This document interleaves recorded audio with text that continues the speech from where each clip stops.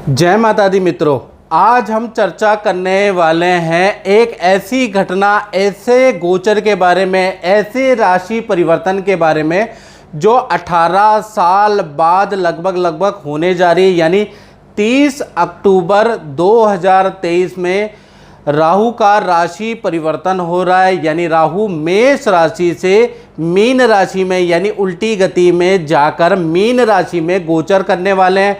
वहीं पर अगर देखा जाए तो राहु का जब गोचर होगा तो केतु का गोचर भी कन्या राशि में होगा। और राहु का ये जो गोचर है, केतु का जो ये राशि परिवर्तन है, एक तो 18 साल बाद हो रहा है मीन राशि में, साथ ही साथ 18 महीने के लिए रहेगा। यानी कि देखा जाए तो 30 अक्टूबर 2023 से लेकर और 30 मई 2025 तक राहु देव मीन राशि में रहने वाले हैं और वहीं पर केतु देव कन्या राशि में रहने वाले हैं। आज हम चर्चा करेंगे राहु के बारे में और अगले एपिसोड में मित्रों हम चर्चा करेंगे कि केतु के बारे में। ये एपिसोड होगा राहु के ऊपर कि राहु का 12 राशियों पे क्या प्रभाव पड़ेगा, इसके बारे में इस कार्यक्रम में चर्चा करेंगे। सबसे पहले राहु का मंत्र, ओम अर्धकाया महावीर्या चंद्रादित्य विमर्दनम सिंगिका गर्भ संभूतम तम राहु पर्णमाम्यम। यानी अर्धकाया महावीर्य, यानी कि राहु की अर्धकाया है और महावीर्य का मतलब बहुत ज़्यादा लालसा और महत्वाकांक्षी वाला ग्रह। चंद्रादित्य विमर्दनम, जिसका चंद्रमा और देखा जाए सूर्य से गंभीर शत्रुता है। सिंगिका गर्भ संभूतम तम राहु प्रणमाम्यम, सिंह की सवारी करने वाला ऐसे राहु देव को हम प्रणाम करते हैं। चलिए, सबसे पहले राहु देव कौन है, और ज़्यादातर दर्शकों को जो ज्योतिष के अंदर इंटरेस्ट रखते हैं उन्हें मालूम है, लेकिन फिर भी मैं थोड़ा सा अपनी ओर से पौराणिक महत्व भी आपको बताने जा रहा हूँ और वैज्ञानिक महत्व भी बताने जा रहा हूँ। पहले हम ये जानते हैं कि राहु है क्या, कौन है। तो पौराणिक कथा के अनुसार जब समुद्र मंथन के दौरान स्वर भानु एक दैत्य था जिसने अमृत का कलश या अमृत का पान पी के वो अमर हो गया, तब भगवान विष्णु ने अपने चक्र से उसके 2 भाग कर दिए। यानी कि जो विष्णु भगवान का चक्र था उसके गले से उसको काट दिया, तो ऊपर का हिस्सा या राहु कहलाया और नीचे का हिस्सा जो है, जो धड़ है, वो केतु कहलाया। और ये राहु और केतु के नाम से आगे प्रसिद्ध हो गए। वैसे इस राक्षस का नाम स्वरभानु था। अब वैज्ञानिक महत्व के बारे में मित्रों जानते हैं तो देखिएगा कि सूर्य, ये सूर्य है और सूर्य की परिक्रमा पृथ्वी करती है। मान लीजिए सूर्य है, सूर्य की परिक्रमा पृथ्वी करती है और पृथ्वी की परिक्रमा कौन करता है, चंद्रमा। तो जब जो पृथ्वी की जो कक्षा है और चंद्रमा की कक्षा देखा जाए, जब ये आपस में 2 भागों में ऊपर और नीचे काटती है, यानी कि 2 अक्षांश में काटती है, जो चित्र में दिख रहा है, और उसको नॉर्थ नोड और साउथ नोड कहा जाता है। यानी नॉर्थ नोड और साउथ नोड कहा जाता है और इसको टोटल इस घटना को लूनर नोड कहा जाता है। वहीं पर आपको ऊपर की तरफ केतु महाराज मिल जाएंगे, नीचे की तरफ आपको राहु महाराज मिल जाएंगे, जो कि पृथ्वी की कक्षा और देखा जाए चंद्रमा की कक्षा को 2 भागों में 2 बिंदुओं पे काटता है। आपको चित्र में समझ में आ जाएगा मैं क्या कहना चाहता हूँ। यहीं पर है राहु और केतु, याद रखिएगा। अब राहु और केतु को आपने जान लिया क्या है, कैसे दिखते हैं। वैसे तो दिखाई देते नहीं, छाया ग्रह हैं, लेकिन उसका अनुमानित वैज्ञानिक दृष्टिकोण हमने देख लिया, पौराणिक महत्व देख लिया। अब राहु केतु के कुछ रोचक तथ्य मैं बताने जा रहा हूं जो कि आपको बड़ा हैरान करने वाला है। पहला मित्रों, राहु केतु की कोई अपनी राशि नहीं है। यानी कि अभी तक, यानी कि इस वीडियो 2023 तक और जब से राहु केतु का सर कटा है तब से अभी तक विद्वानों के बहुत अलग अलग मत है। मतलब राहु केतु में जितना कन्फ्यूजन है ना मित्रों, उतना कन्फ्यूजन किसी में नहीं है। कोई ये मानता है कि मिथुन राशि राहु की उच्च राशि होती है, कोई मानता है कि धनु राशि राहु की उच्च राशि होती है। इसी प्रकार से केतु में अलग अलग कन्फ्यूजन है, कौन मित्र है कौन शत्रु है, लोग अलग अलग तरीके से अलग अलग विद्वान डिस्क्राइब करते हैं, बिल्कुल कन्फ्यूजन है इसमें। साथ ही साथ सबसे बड़ी इंटरेस्टिंग बात मैं आपको बताऊं, राहु केतु एक ही शरीर से उत्पन्न हुए हैं। यानी कि एक आत्मा दो जान है, लेकिन उसके बाद भी देखा जाए दोनों में भी आपस में शत्रुता है। यानी जब देवता का दर्जा दोनों को मिल गया, राहु को और केतु का, तो एक दूसरे से भी चिढ़ने लगे और एक दूसरे से भी शत्रुता इन्होंने कर ली, जैसे भाई भाई आपस में लड़ते हैं।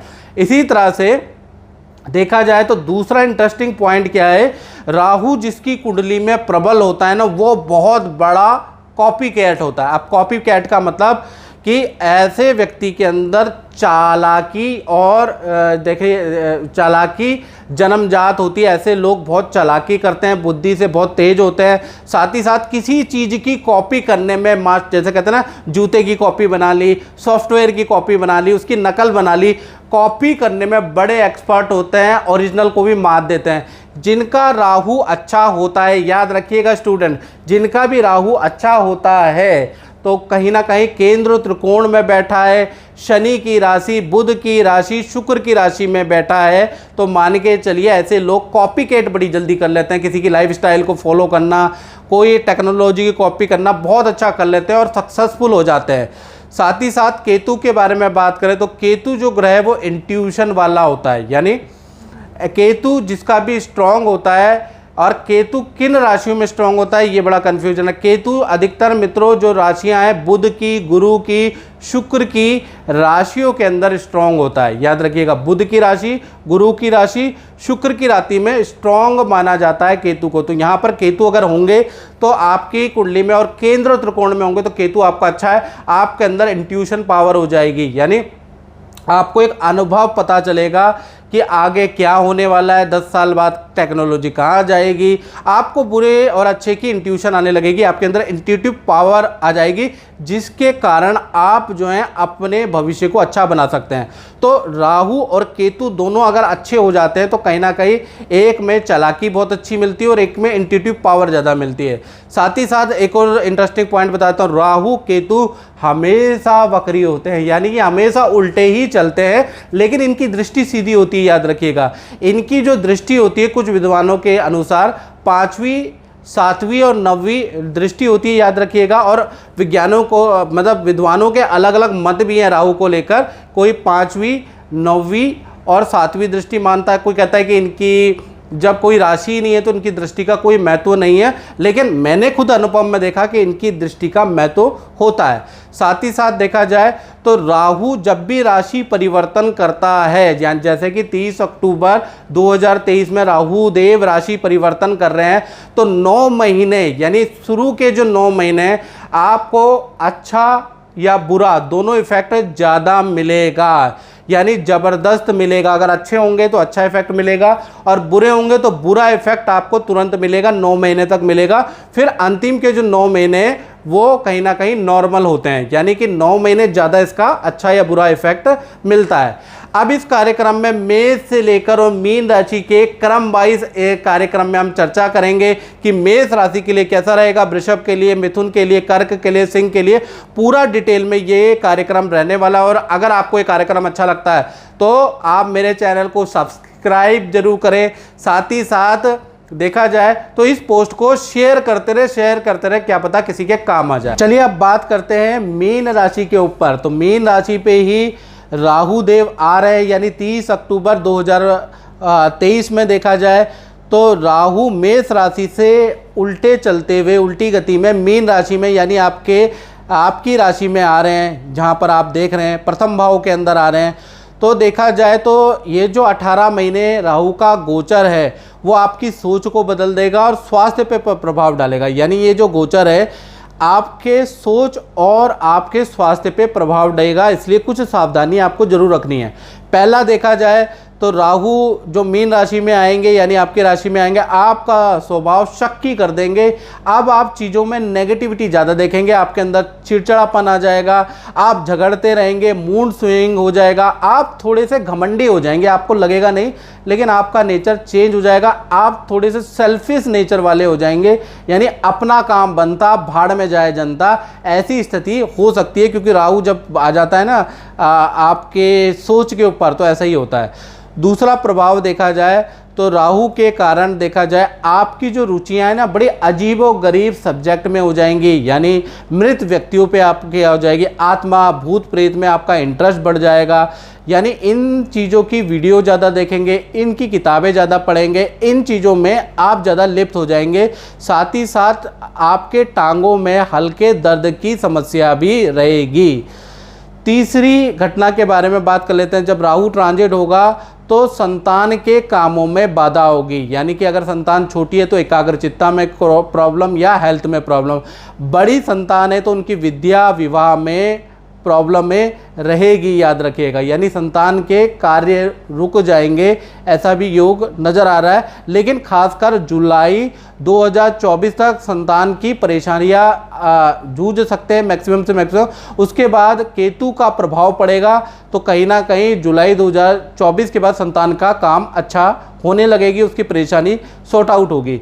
चौथी घटना के बारे में बात करें तो राहु देखा जाए तो आपको अचानक खूब धन लाभ दे सकता है, यानी कि आप किसी की एडवाइस से शेयर इन्वेस्टमेंट से कुछ लाभ प्राप्त कर सकते हैं, किसी के साथ में किसी का ऑफर एक्सेप्ट कर सकते हैं, किसी के साथ में पार्टनरशिप करके आप खूब धन अर्जित कर सकते हैं। यानी कि ये जो 18 महीने हैं आपको कोई ऑफर मिले तो आप रिजेक्ट मत कीजिएगा, आपके लिए बड़ा लाभकारी। पांचवी घटना के बारे में बात करें तो राहु देखा जाए जो आपकी मीन राशि में, आपकी राशि में, तो आपकी विदेश यात्रा कराने वाला, अचानक आपकी विदेश यात्रा होंगी।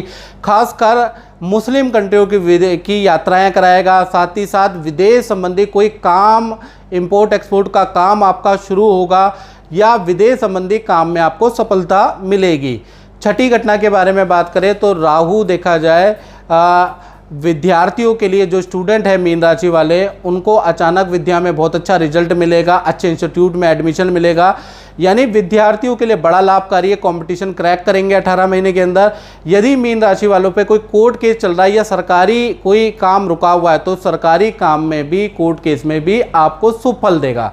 तो कुल मिला के देखा जाए सिर्फ आपके स्वभाव के लिए बहुत अच्छा राहु नहीं है, धन के लिए, विद्या के लिए, करियर के लिए ये राहु का गोचर बहुत वंडरफुल रहने वाला है। तो मित्रों, इस कार्यक्रम में बस इतना ही। मुझे दीजिए इजाज़त। जय माता दी।